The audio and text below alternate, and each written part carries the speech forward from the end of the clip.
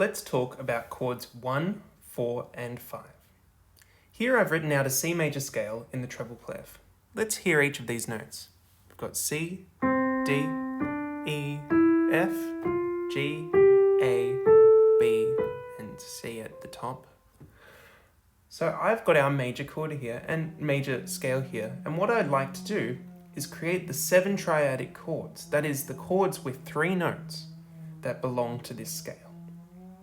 To create my triads, I'm simply going to go up a third from each note and to create those chords, and then up one more third.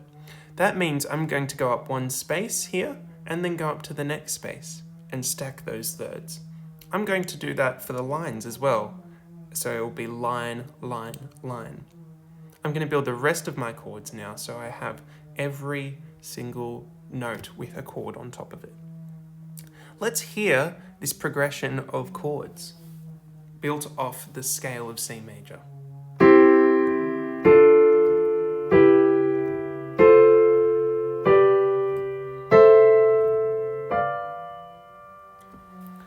So, as I was playing through that, I noticed a couple of things. The first thing I noticed was that not all the chords sounded the same. And the second thing I noticed was that only a few of them were major. Chords 1, chords 4, and chord 5 were the only major chords in this progression. The other chords are minor, except in the case of chord 7, which is a diminished chord. Its fifth is lowered, so I'm putting a small circle there, and that tells us that that is a diminished chord. Here's chord 2, chord 3, chord 6, and chord 7. You can hear that one's a diminished chord because it sounds extra crunchy and unresolved. So, what composers figured out is that these chords here are very important, and most specifically chords 1, 4, and 5. They are the most used chords probably in Western music for at least a couple of hundred of centuries, and they're used by composers and songwriters today. What composers and songwriters figured out is that if we use chords 1, 4, and 5 in a certain order, we can actually create a journey to go on, a musical journey that we go on. So, chord 1 is sometimes known as the tonic chord. And the function of the tonic chord is to make us feel like we're at home.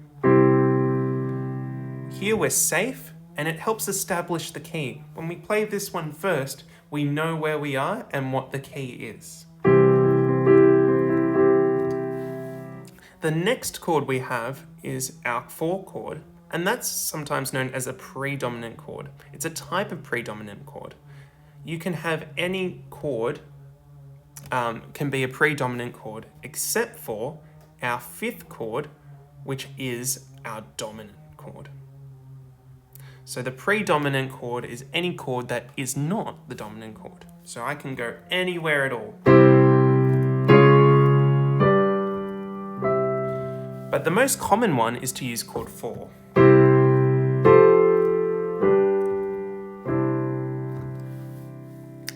So, what's the function then of the dominant chord? Well, the dominant chord provides a way back home. It tells us and flags to us that we are about to return home, because inside of this chord there are certain notes that lead back home. You can see that I've constructed here my chord 5 and chord 1. There's one note in particular, the 7th note of the scale, which is what we call our leading tone. And that goes back to our tonic. You can hear they're very close. When I put that in context of the chord, we also have the D going to the E, and the G stays the same. So we've got a G going up to a G here, but I could just keep that the same. And that tells us we're going back home. So here's the journey we've got. We've got staying at home, going away, we're going to go home, now we're back home. That's the journey that composers often take us on in a really condensed form. So, what are the chords 1, 4, and 5 in C major then?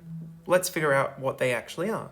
Well, in C major, chord 1 is a C major chord, okay? It's always going to be the root tone of our scale. Chord 4 is F major, and chord 5 is G major. The way I know that is by counting up from C, C, D, E, F, and that's going to be chord 4, 1, 2, 3, 4, and counting up to 5 to figure out G major. Okay, easy in C major. What would it look like in another scale? Let's have a look at F major.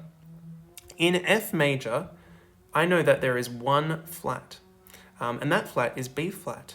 So to show that, what I'm going to do is put it in the key signature on the B line. And now every single B becomes a B flat. It's really important to put that in when we're going to a different scale and to know our key signatures. Following that, I'm going to write in the different notes of the scale. Here's what they sound like. F, G, A, B flat, C, D, E. Now let's have a listen to that without the flat.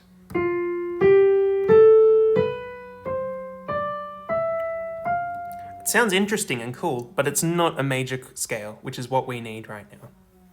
The next step is I'm going to find the first note, I'm going to find the fourth note and the fifth note, and then I'm going to write chords 1, 4, and 5 underneath. I'm going to create my chords by stacking my thirds on top of them.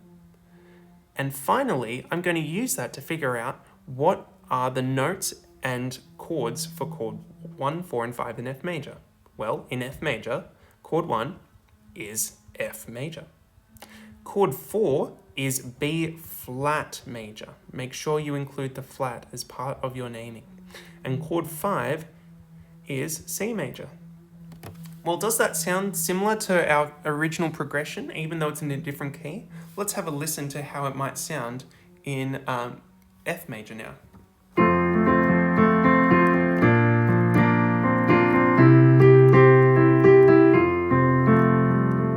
Nice.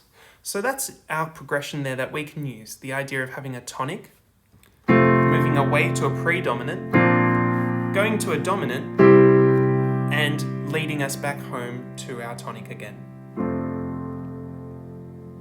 It's really important to know how to figure out these chords of 1, 4, and 5 in any scale so that you know how to create a progression like this and go anywhere that you want to go.